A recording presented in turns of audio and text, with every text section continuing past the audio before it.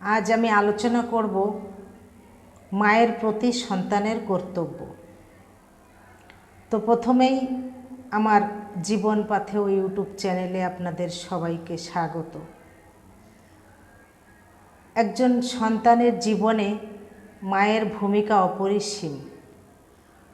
মা 10 মাস গর্ভে ধারণ করে সন্তানকে এই পৃথিবীর আলো দেখায়। সন্তান গর্ভে থাকাকালীন একজন মা শারীরিক ও মানসিক নানা ধরনের কষ্ট সহ্য করে। মায়ের শারীরিক গঠনের প্রতিফলন ঘটে, মানসিকভাবেও বিভিন্ন দুশ্চিন্তা তার মনের উপর একটা বাড়তি চাপ সৃষ্টি হয়। এ সময় মা ঠিকমতো খেতে পারে না, চলাফেরা করতেও তার ভীষণ কষ্ট হয়। তবুও ভাবী সন্তানের কথা চিন্তা করে সব কষ্ট মুখ বুজে সহ্য করে। 10 মাস গর্ভে ধারণ করে প্রসবের তীব্র যন্ত্রণা সহ্য করে অবশেষে মা সন্তানের জন্ম দেয়। সন্তানের জন্মের পরেও নিজের সব সুখ স্বাচ্ছন্দ্যকে বিসর্জন দিয়ে সন্তানের ঘুম, তার খাওয়া, তার স্বাস্থ্য সব কিছুর উপর সারাক্ষণ নজর রাখে। আজ আমার আলোচনার মূল বিষয় হলো গর্ভধারিণী মায়ের প্রতি সন্তানের কর্তব্য। মায়ের যখন বয়স কম থাকে তখন সে শুধু নিজেকে নিঃশেষ করে সন্তানকে দিয়ে যায়, কিন্তু ধীরে ধীরে সন্তান বড় হতে থাকে। এদিকে মাও ধীরে ধীরে শারীরিক শক্তি হারিয়ে ক্রমশ দুর্বল হয়ে পড়ে, নানা অসুখে আক্রান্ত হয়, মানসিক ও শারীরিক দুভাবেই ভেঙে পড়ে। এই সময় সন্তানের উচিত তার মায়ের পাশে থেকে দেখাশোনা করা এবং মানসিক জোর বাড়াতে মাকে সমর্থন যোগানো। সন্তানের ভালোবাসা এবং যত্ন একজন মায়ের জন্য সবচেয়ে বড় পাওয়া। মাকে একটু সময় দেওয়া, মায়ের পাশে বসে কিছু কথা বলা, মায়ের কি প্রয়োজন তার খোঁজ নেওয়া, এটা সন্তানের বড় কর্তব্য। কোনো গুরুত্বপূর্ণ সিদ্ধান্ত নেওয়ার আগে মায়ের সঙ্গে পরামর্শ করা উচিত। মা সন্তানের থেকে লেখাপড়া কম জানলেও মায়ের জীবনের অভিজ্ঞতার দাম সবসময় তার কথার গুরুত্ব দিতে হবে।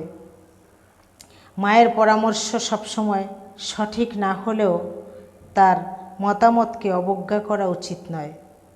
মায়ের উপর কাজের বোঝা চাপিয়ে না দিয়ে নিজের কাজ নিজে করে নিতে হবে এবং মায়ের যাতে সব কাজে হেল্প হয় সেই মাকে হেল্প করতে হবে।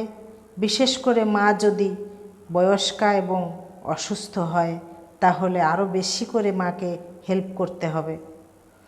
এখানে একটা কথা খুব গুরুত্ব সহকারে বলবো যে একজন পুত্র সন্তান যখন বিয়ে করে ঘরে বউ নিয়ে আসে তখন সেই বউয়ের উপর মাকে দেখাশোনার দায়িত্ব দিয়ে পুত্রটি দিব্যি আরামে থাকে। সে মনে করে মাকে দেখাশোনার জন্য তো বউ আছে, কিন্তু না, সেই পুত্র সন্তানকে বলবো মা তোমার, অতএব দায়িত্ব কর্তব্য যা কিছু করার সব তুমিই করবে। তোমার চোখ দিয়ে তোমার স্ত্রী দেখবে, শিখবে। তুমি যদি তোমার মাকে যত্ন করো তাহলে তোমার স্ত্রী সেও সব দেখে শিখবে এবং সেও তোমার পথের পথিক হবে। এক্ষেত্রে কন্যা সন্তানের ক্ষেত্রেও একই কথা। অতএব সন্তান কন্যা বা পুত্র যা হোক না কেন প্রত্যেকে নিজ নিজ মাকে দেখার দায়িত্ব নাও। তুমি নিজে কর্তব্য ঠিক রাখলে সংসার তথা সমাজের অন্যান্য সকলের দৃষ্টি খুলে যাবে। ছোটবেলা থেকে শুরু করে আজ পর্যন্ত মা যা কিছু করেছে তার জন্য কৃতজ্ঞতা প্রকাশ করো। মা শুধুমাত্র একটি শব্দ নয়, এটি একটি অনুভূতি। এটি এমন একটি অনুভূতি যা কিনা প্রতিটি মানুষের হৃদয়ে গভীর ভালোবাসা, মমতা এবং নির্ভরতার জন্ম দেয়। মা আমাদের জীবনের প্রথম এবং সবচেয়ে গুরুত্বপূর্ণ আশ্রয়।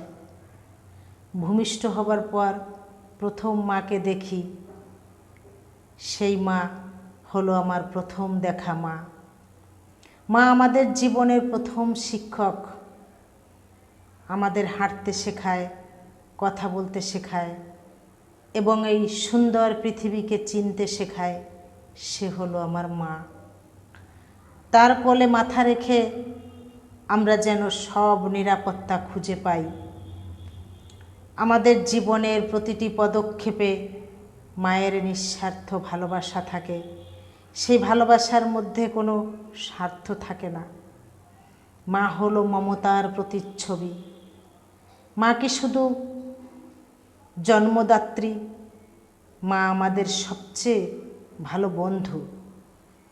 মা আমাদের সব ভুলগুলোকে ক্ষমা করে সঠিক পথে আমাদের চলতে সাহায্য করে। আমাদের জীবনে যতই কঠিন সময় আসুক, মা কিন্তু ঠিক পাশে থাকে। মা হলো এমন একটা অনুভূতি যে গভীরতা ভাষায় প্রকাশ করা যায় না।